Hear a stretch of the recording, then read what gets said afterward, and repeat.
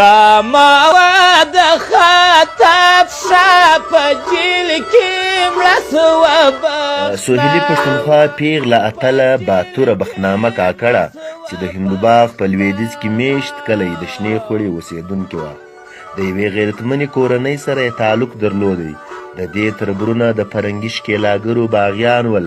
په دې بغاوت او سرپېچنه کې انګریزانو ته ګڼ تاوانونه اړولي ول. د یو لوی پله له سځلو وروسته فرنګیانو د دوی په نیولو او لاس تړلو باندې د لوی انامو ډانډورې وهلې چې له سببه یې دوی افغانستان ته پیراره سول. فرنګیانو په خپله مکاري او چلول سره دوی د روغې جوړې په پلمه راوغوښتل چې کله دوی له افغانستانه راستانه سول فرنګي غداري او بېکولي وکړه.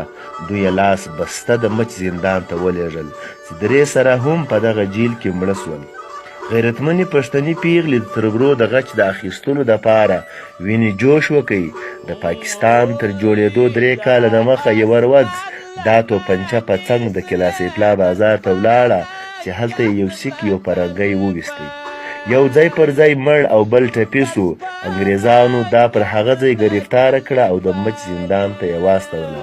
د پاکستان تر جوړېدو وروسته صدر ایوب خان د جیل د دورې پر مهال د دې په لیدو سره سخته خواشیني څرګنده کړه او دا یې له جیله راپرېښوه.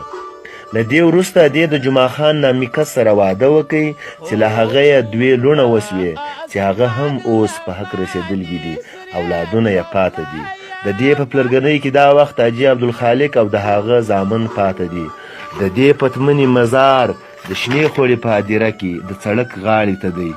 د دې غازي اتلې پر سر تر اوسه چا معلومداره شنخته یا کتبه هم نه ده درولګي. 16 کاله پس یې پر قبر څلی ولګول سو.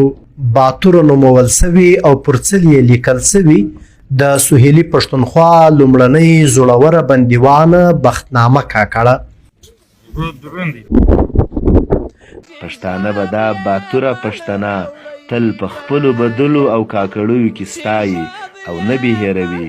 کام د پریسي په نیمي بختنامه مچ لوړي پیچي. کامه د خطا پښه په جیل کې مړه سوه بختنامه په جیل کې مړه سوه بختنامه.